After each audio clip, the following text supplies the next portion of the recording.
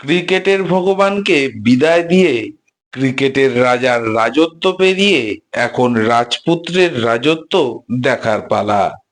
ভারতের জাতীয় দলের প্রথম সারির এক অন্যতম খেলোয়াড়, যে একের পর এক বড় বড় ইনিংস খেলে ভারতীয় দলকে এক উচ্চতার শিখরে পৌঁছয়। ভারতের বর্তমান সময়ের টেস্ট দলের প্রতিনিধিত্ব পেয়েছে, এমনকি সে যথাযথ পালনও করছে। বন্ধুরা, আজ আমার ভিডিওতে দেখাবো ভারতীয় জাতীয় দলের ৭৭ নাম্বার জার্সিধারী শুভমান গিলের বিষয় নিয়ে। তবে ভিডিওটা শুরু করা যাক। ১৯৯৯ সালের ৮ই সেপ্টেম্বর ভারতের পাঞ্জাবের এক শিখ পরিবারে শুভমান গিলের জন্ম হয়। তার বাবা একজন কৃষক, কিন্তু ছেলের ছোটবেলা থেকে ক্রিকেটের আগ্রহ তার পরিবারকে পাঞ্জাবের মোহালিতে নিয়ে আসে। শুভমান গিল যখন মাত্র ৩ বছর, তখন থেকেই ব্যাট হাতে নানান রকম ভঙ্গিমা করত। সেই দেখে তার বাবা ঠিক করে যে তাকে ক্রিকেট শেখাবে। এমনকি সে ক্রিকেট শিখে ভারতীয় দলের হয়ে অংশ নিয়েছে। শুভমান বর্তমান সময়ের ভারতের ক্রিকেট দলের এক অন্যতম খেলোয়াড়।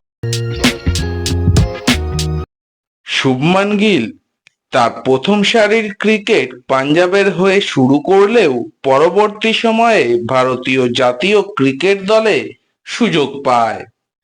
শুভমান ভারতের হয়ে প্রথম ওয়ানডে ম্যাচ খেলে ২০১৯ সালে নিউজিল্যান্ডের বিরুদ্ধে।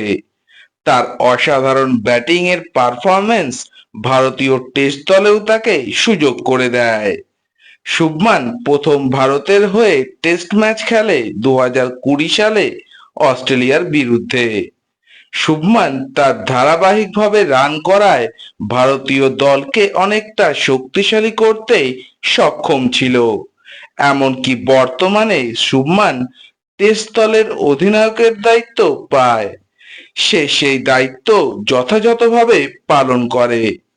ভারতের অধিনায়ক হয়ে টেস্ট ম্যাচে সর্বোচ্চ ইন্ডিভিজুয়াল রানটি তার নামে অর্জন করে। শুভমান ভারতের ২ ফরম্যাটে অসাধারণ পারফর্ম করায় টি-টোয়েন্টি দলেও তার সুযোগ হয়। সে প্রথম ভারতের হয়ে টি-টোয়েন্টি খেলে ২০২৩ সালে শ্রীলঙ্কার বিরুদ্ধে। সে একজন বর্তমান সময়ের অসাধারণ ব্যাটসম্যানের পাশাপাশি একজন অসাধারণ পার্সোনালিটি।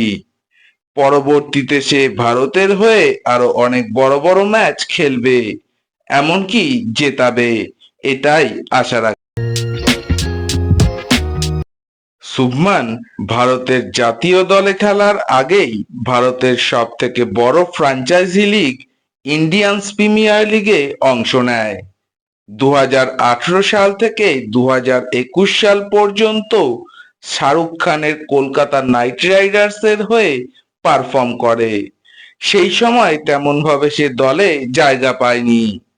ঠিক পরের বছর ২০২২ সালে তার নতুন ফ্র্যাঞ্চাইজি গুজরাট টাইটান্সের হয়ে জায়গা পায়।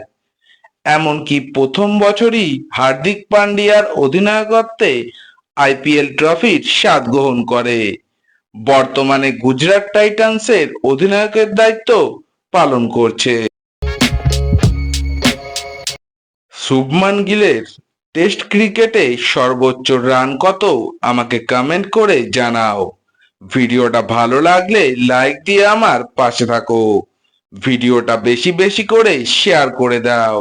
যারা ভিডিওটা নতুন দেখছো তারা আমার চ্যানেলটাকে সাবস্ক্রাইব করে বেল আইকনটাকে অল করে দাও, যাতে আপকামিং ভিডিওগুলো প্রথমেই দেখতে পাও। আজ ভিডিও এই পর্যন্ত, আবার দেখা হবে পরের ভিডিওতে নতুন টপিক নিয়ে।